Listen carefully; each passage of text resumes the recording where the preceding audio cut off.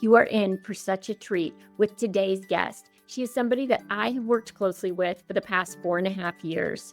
Today's guest is Maddy Moses. She is our general manager of our 3 Orangetheory Fitness locations, and she is one of the best people I know at having hard conversations. The thing about Maddie is she has hard conversations, but she also keeps relationships intact. And you're going to learn from her today how to do that. I know you're going to love today's conversation. Who's the person you're being? Are you satisfied? Welcome to Be the Person, a podcast for the brave and the curious, for people ready to explore their true potential. I'm your host, Annie Randall. Join me and let's get ready to go on this journey together. Welcome to Be the Person podcast. Thanks for joining us today. Maddy Moses is with us today. She's one of the best people I know about having hard conversations. Welcome, Maddie, to the podcast. Thanks, Annie. Super excited to be here. Thanks for having me. Yeah. Well, let's start off and tell us just a little bit about yourself so we have some background on you. Yeah, I grew up in Connecticut. I think probably what defined me growing up was just playing sports my entire life. Just huge into all sports, but specifically hockey. But currently living in Colorado, my husband and I moved out here in 2019, so about 6 years ago, right out of college. We met in college. We both played on the ice hockey teams, which was super fun. But we've been here now for 6 years, and I've been with Orangetheory for coming up on 5 years.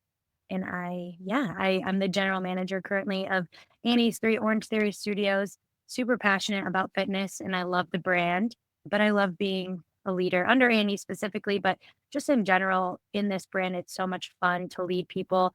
Specifically, the front side of the glass is what I do, but leading the managers and the sales teams, taking you back to how I grew up, because I think it'll tie into more of our conversation. But I was lucky enough to have the privilege to go to prep school when I was 13, specifically because of hockey. So I went to boarding school at 13 years old and lived away from home.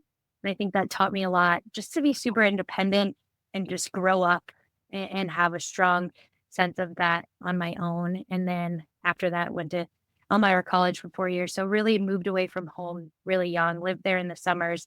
But I think I could attest to living away from home and playing ice hockey and having sports in my background from a leadership standpoint has really helped me. Yeah. I feel like that's really unique. Not a lot of people move away at 13. And I'm thinking of my youngest son, Zach, now having him live away for the past 3 years would be challenging, but I could see how it would definitely make you grow up faster. Yeah, absolutely. Yeah. Was it part of your family culture to have hard conversations? Did you grow up with a family dynamic of just addressing things as they came up? Yes, absolutely. My dad was a Marine, so you can imagine that he was very strict and just by the book. He had rules, my mom had rules, and he followed them. I think that also was a huge part of the structure in our household, but you were not avoiding conflict. You were having hard conversations often, whether it was the right way or the wrong way. But I think ultimately it just taught me you have to address any kind of situation. My mom also super type A. So I think there was just a lot of structure there and just a lot of hard conversations. And I think too, sports, I was really thinking about this sports specifically, hockey. I would say I was a little bit of a troublemaker in a good way, just goofy. And I got myself into, little things, but hard conversations from a coaching aspect of playing sports really teaches you, you need to fall in line and you have to be a good teammate. And so hearing that feedback often probably helped where I am now on being able to give hard conversations. I love that aspect because so many times, I see it on the parent side that we want our kids to have fun. We want our kids to excel and be great, but there's so much more that you learn than just the sport. And I think you hit on that right there of being a great teammate, having those hard conversations. Like you learn to play hockey, but you learn so much more than that. Yeah, there's so many life lessons that I could say came from playing hockey and growing up around the game. I think you have to do what's best for the team. It's not about you. So Yeah, so good. We did together a lot of years ago as a leadership team was crucial conversations. And I know that you have done it individually with some of our managers coming in, because a lot of times that's one of the things when we ask teammates, how can we help you grow? Hard conversations always comes up, whether it's in Orange Theory or I'm sure with the people listening, that is a really hard skill to have have people learn. And for me, it was a hard skill to learn. But one of the things that stood out on there was start with heart. And still to this day, even though it's been many years ago since we read that book, before I'm going into a hard conversation, I'll just pause for a minute and be like, wait, what is my heart saying about this conversation? What do I want the outcome to be? Tell me a little bit about how you do that, how you go into hard conversations. Yeah. I would say that I probably wasn't always good at this. I really do think that book helped a ton. So if it's hard for you to start with heart, I recommend that book. But yeah, start with heart, getting better at this and being empathetic in the conversation. I think there's a lot of things, but like leading with heart and leading with why. Why are you going into this conversation? And really dig deep onto what that looks like. I think you have to clarify the goal of the conversation also. That really helps when you're having this hard conversation. But if you lead with your heart or why the conversation is difficult, I think it breaks down a wall with that person. And I know we'll go into this, but I think there's got to be trust there as well. There's got to be a built trust to have with that person if you're going to have that foundation to have a hard conversation. But really lead with your heart, stop, pause. Maybe you have emotions from a different part of your day, not bringing that into that conversation, really matters. Absolutely. And I think that just brings up the point that it's okay to push pause or wait to have a conversation. Maybe you wait an hour, maybe you have to wait 24 hours to have that hard conversation, but just going in with you being okay in the right mindset and the right heart is so important. Yeah. I think it's important too from a different side of things, like always acknowledging that person's feelings as well. They're most likely going to know the conversation is difficult and it's going to be a challenge. So I think it's important to view their perspective and always validate how they're feeling and checking in with them throughout the conversation. Absolutely. Tell us about 3 outcomes that you could have in a hard conversation. Yeah, I think there's 3 ones that could happen. First would be you would avoid the conversation completely, which I don't think solves much. The second would be you just didn't handle the situation well, so it was handled poorly. Or the third being you handled the situation well. So those are the 3 outcomes that could possibly happen. And when you're having the hard conversation, what would you really say is the goal to that conversation? Yeah, I think that's kind of when you go into the conversation, you may have a plan or a why of the conversation. But I think being open-minded and actively listening to what that person also has to say, being clear and honest is also another huge thing when talking to someone, having specific being clear with that person. And then ultimately you're looking for a solution, right? There's a reason you're having that conversation. So what is the solution? We're not blaming anyone, but how could we get to the bottom of this and on a positive, summarize your key points of why we had it and then express gratitude. And I think overall your solution is very clear to that person and to you. Yeah. I think that's so important because when you're going in, you want an outcome. And again, you may be open to what that person has to say, but there's some type of resolution at the end. And making sure you're both on the same page, I think is key. And I've seen you do this several times and you're good at it of just summarizing at the end, making sure they're on the same page. And then a lot of times, even if it's something about you want some type of record of that conversation, maybe even putting it in email can be a good idea. Would you agree with that? Yeah, no, absolutely. A follow-up always is important with that person. I think that also builds trust, right? You had a hard conversation with them and you're willing to follow up with them, give them feedback and be on the same page. Expectation is clear. Yeah. One of the things you brought up, the 3 outcomes or the 3 solutions to having the hard conversation. And I will say I was a conflict avoider prior to this job. And then being a business owner, you really can't be a conflict avoider or you won't run your business well. And so I've learned to deal with that. But I think one of the most challenging things, and I don't think I'm alone in this belief, was if I had the hard conversation, it would ruin the relationship or it would make the relationship not as strong. But we've honestly seen almost the opposite. Would you agree with that statement? And how do you say it affects relationships? Yeah, absolutely. I was never a conflict or an avoider when it came to conflict, but I don't think out of those 3 outcomes, maybe I was handling all of those conversations super well. Definitely grown over this. I think it takes time, but the biggest thing is transparency and honesty through the conversation. I think that's going to set your culture, of success. So the more feedback oriented your teams could be, yourself as a leader, or even making sure your team feels comfortable coming to you with feedback, but that's going to make the relationship stronger.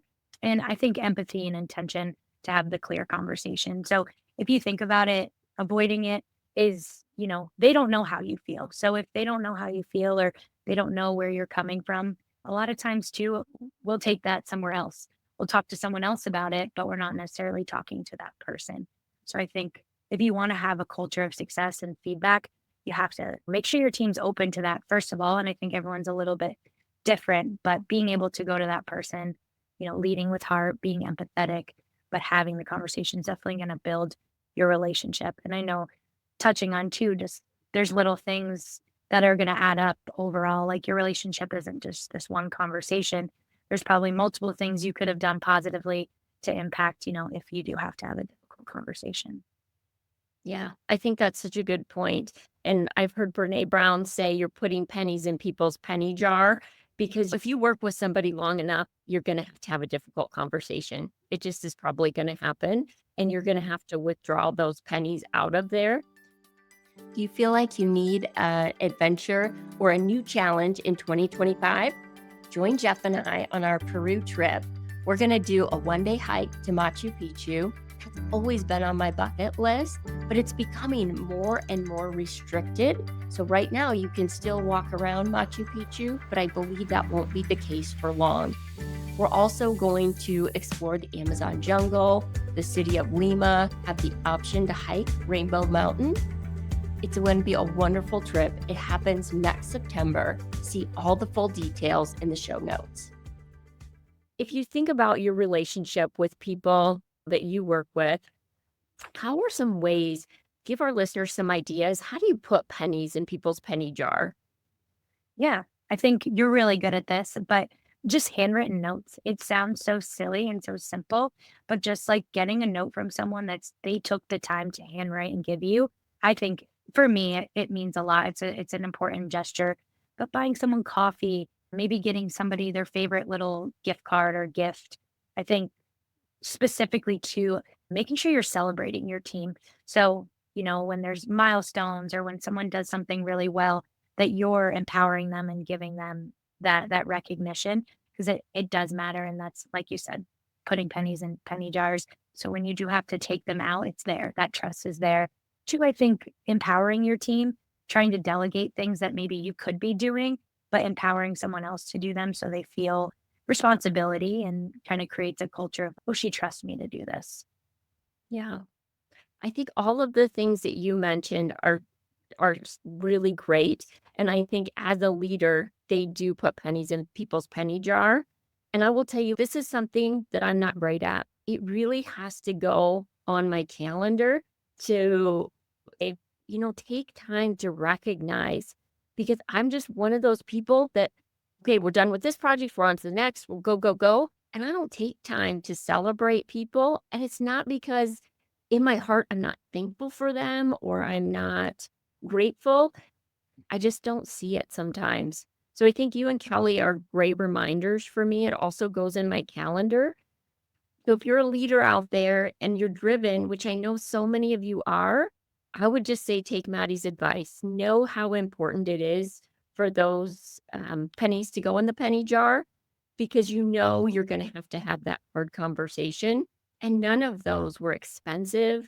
They didn't take a lot of time or money, but man, they are important. Yeah, absolutely. two that just popped up or one that popped through too. I think the biggest thing is following through on commitments too. I think that's a back burner, but when you commit to something or make a promise with somebody, it's important that you follow through. I think that's also important to build trust. Absolutely. I want to backtrack for just a minute because you gave important information about feedback. And I think this is part of the conversation. We want to be a culture of feedback, especially like in our organization. That was important to us. And I believe this always starts with the leader. Like you will not have a culture of feedback if the leader will not take feedback. Mm. So, as a leader, how do you ask for and how do you take feedback?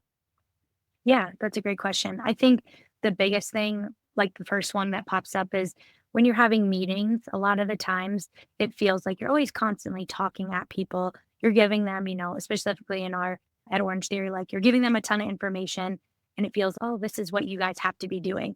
I think taking time to step back and ask questions like, hey, does anyone have questions? Are we all on the same page? I really try hard after meetings to say, you guys have questions or feedback for me, please ask. My door is always open. Same thing too when we're building our teams and we're hiring people. That conversation is, brought up in our interview process is like, what's your feedback? Like, how do you prefer feedback? And how can we help, support that? And just making sure people feel open to always come to any of us on the leadership staff. But again, I think it could always tie back to building trust. Like when someone trusts you and they like you, they're going to come to you with things and they're going to be able to have those conversations with you. Absolutely.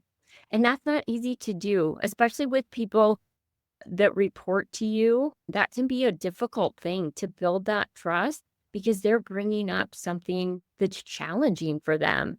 So to have that open door, I still remember to this day a mentor gave me this advice because sometimes people will give feedback and you want to justify or you want to be defensive. Well, I know I did that because, or whatever the case may be. But instead of doing that, just say thank you because feedback can be such a gift. And if you're defensive or if you justify why you did something, a lot of times they won't give feedback anymore. And really just deciding after that point if you want to take the feedback or not. As a leader, you probably get a lot of feedback. Some of it you want to take and some of it you don't. But just really deciding, will I take it or not? But to that person, that really is a gift. And I think it's a testimony to the trust that you built. Yeah, Yeah. absolutely. I agree. And I think even thinking on the coaching side of Orange Theory is we really try, Kelly and you have built a culture of ask the questions after a class, give the coach feedback, and the coach, like you said, always say thank you. You don't always have to take it, but giving the feedback, that person took the time to come to your class and they're trying to help you grow. And I think that mindset switch of they're not out to get you, but they're out to help you grow is important. Absolutely.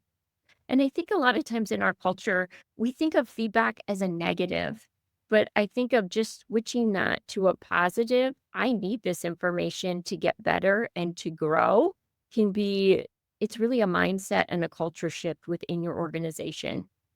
Yeah. And I think Nelia, to shout her out, she was an old coach with us, but she always said, just ask. Ask if that person is in the right headspace. Hey Annie, I have some feedback for you. Is now a good time? Because maybe it isn't a good time, but asking the question will open that door or you will know it's not open. Yeah. That's really good because that person again could be having a terrible day or could need to go to a meeting or something else. So I love that question to ask first. We've talked a lot about the book Crucial Conversations, and I'll make sure I link that in the show notes because, again, it's one of those books that really was a game changer for me on leadership and having hard conversations. But as we think about the principles in that book, I know we talked about one, start with heart. Is there anything else that really stands out for you on that book? I think the biggest thing that I feel that they talked about towards the end, because I think the conversation, again, starting the conversation, but how you end it is super important. And I know that we touched on it, but having a set plan. Was your goal accomplished? Does that person feel like, their feelings were validated, but also that there's clear expectation and understanding of the conversation? So I think solution based is another big thing that I take from that. to try to end on a positive, be grateful for the conversation, but also have a clear understanding of the solution. Yeah, so good. One thing that comes up, and I would just love your input on this, of is emotions. And you talked about it at the beginning of you being in the right emotional headspace to go in and have that hard conversation. But what happens if in that meeting emotions are escalated? Like the person you're having the conversation with is really getting emotional. Because I think that's probably a lot of people's fear is how do I deal with that? Any advice?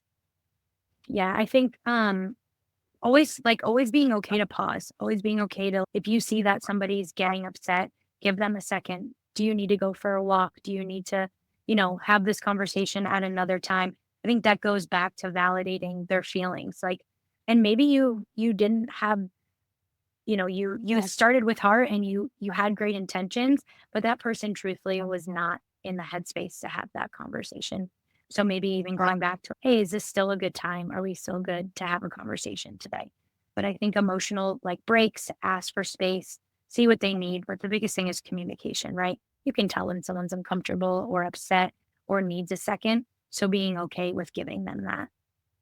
Yeah, I think that's so important because a lot of times if we go in with an agenda to get it done or push through, we can miss all of that. And we can just keep pushing when they may need a 5-minute break or a 24-hour break. Not that we're not going to have a conversation, but I think that's such great advice is to really read their emotions and then offer a solution.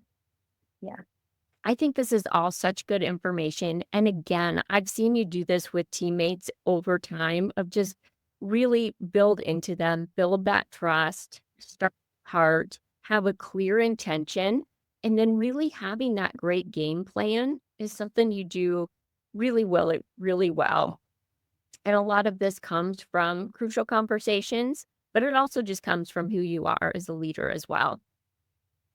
I love to wrap up with just favorite 1 to 2 books, and they can be leadership books, they don't have to be, they can be any type of book, but just 1 or 2 books that you love. Yeah, actually, both these books we read in our leadership. We try to do like a book every couple months. The first would be Matthew McConaughey, Green Lights. I think it was just super inspiring to hear his story and just a lot of, even though it was personalized, just a lot of great tidbits on leadership that you can pull from there.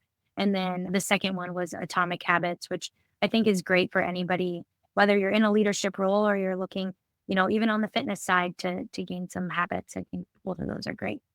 Yeah, I love both of those books. And one of the favorite things that we do as a leadership team is we'll take a book and then read it together, talk about it in our meetings.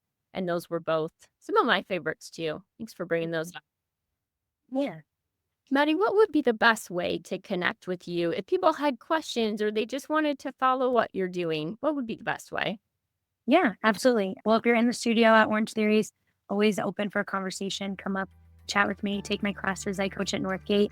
And then personally on Instagram, if you guys wanted to reach out. Awesome. Well, I will make sure I put that link in the show notes as well. I appreciate you sharing your feedback with us today. I think this is something a lot of leaders struggle with, regardless of how long you've been leading. Nobody loves to have hard conversations, but I think you gave valuable tools to have these and have them go well. Yeah, absolutely. Hopefully we can encourage someone to have a hard conversation instead of avoid and do it with empathy and lead with heart. Yeah. Thank you, everyone, for joining Be the Person podcast today.